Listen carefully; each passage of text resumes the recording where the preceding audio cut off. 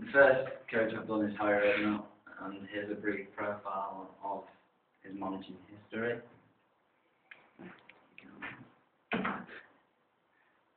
Four of the roles he has to obtain are obviously the manager role, he has to be a trainer, he has to be a role model, and he has to be a friend. The managing role consists of pretty much everything, including training, role model, and friend, but this means that he has to pick a squad for each and every game, he has to spend his money in the transfer market, and basically choose who's playing well in training to play the next game, which squad he feels is fit to play. As a trainer, Harry Redknapp has to teach players certain skills that he feels will be necessary to beat a certain team. An example is if he was playing against a team like Stoke, where they've got a few large players, you might work on defending set pieces. Another example is like passing, break a team down like Stoke, quick passing might be the key. As a role model, he has to set a good example to his players, both on the pitch and in the press, and when training as well. He has to be professional at all times, as he is expecting his players to do so as well. If he gets a bit of bad press, certain players, like the young ones, might think it's acceptable to do the same, and obviously it's not.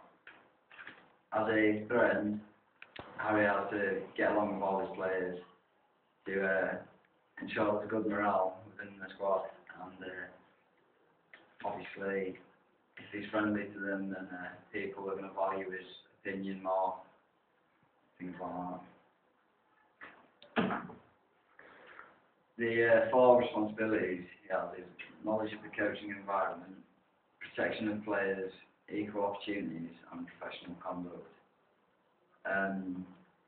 Protection of players, basically if a player does end up getting in bad press, he shouldn't say that they've been bad, he should stick up for his players and make sure that they feel he has belief in them. And as an equal opportunity, it's a right to say that each and every player is valued the same. So he has certain players which will obviously be ranked higher within the squad, which is pretty obvious, but the younger players will need to be given opportunities to prove themselves within the big games. Professional conduct, as I said, is just he has to act professional at all times, set an example.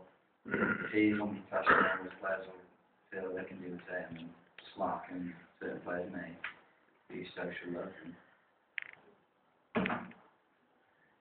Four main skills are communication, organisation, problem solving, and time management. As communication, he has to get across his points as clearly as possible. If he doesn't communicate correctly with his players, they're not going to take on board what he said, and it could be important. As an organisation skill, he has to always know what the plan is, whether it's training or on the pitch. He needs to have a certain tactics that he can follow and stick to, in which he will feel he can win the game. Problem solving, that can be anything, arguments amongst players in the squad, whether it's bad press again, but he needs to have a way that he can work these out and help his players to get along. Time management skills, he always has to be on time, and but if not, his players may always be late, and that's not good enough. If you're going to run a solid team, you need to always be on time. The second coach is Alan Booth, who's the coach of David Hay, the world boxer. The roles he takes on again are manager, trainer, role model, and friend. As a manager, he obviously needs to prepare David Hay for the fight. He'll make sure he's focused at all times, whether training or in the ring.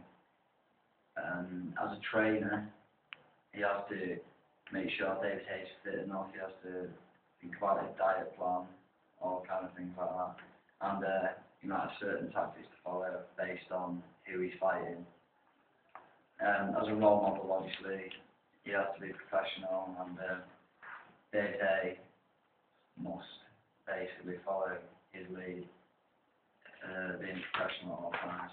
Another friend, obviously, they need to have a strong relationship, otherwise the training's not going to get done, he's not going to be fit for fights, and there's just going to be an unhealthy relationship between them. Knowledge of the coaching environment, protection of players, equal opportunities and professional conduct are the four responsibilities here. Obviously, you have to have a knowledge of boxing. This can be based on his opponent. He's fighting someone who's a heavy puncher, who's going to have to be quick. If he's fighting someone like Audley Harrison, he can just smack him. Protection of players. Protection of players is also key. Obviously, David Hayes isn't a player, but it's the same sort of responsibility. He needs to protect David Hayes. David Hayes is going out, getting in bad press. He needs to take the lead and take the responsibility. And obviously, David Hayes needs to be aware of that. Equal opportunities, well, that's don't really come across. But all I can say is that basically he needs to give David Hayes as much opportunity as he can, and whether he's coaching someone else at the time, he needs to regard them at the same level.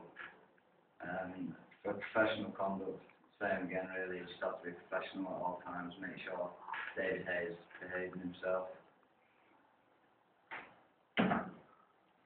Communication skills. If you need to tell David Hayes something, he needs to be clear and well spoken so that David Hayes can learn from it.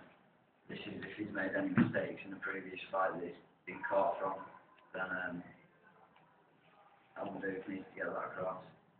Organisation, based on everything, he needs to be training right, he needs to be on the right diet plan for certain fights, whether he needs to lose weight or gain weight for the next fight.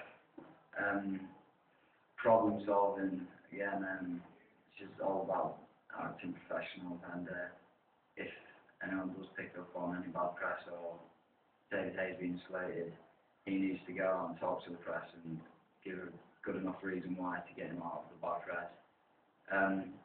Time management, again, he needs to be training on time, always following the right diet plan, making sure he eats the right things at the right time before I fight, and that just covers all that.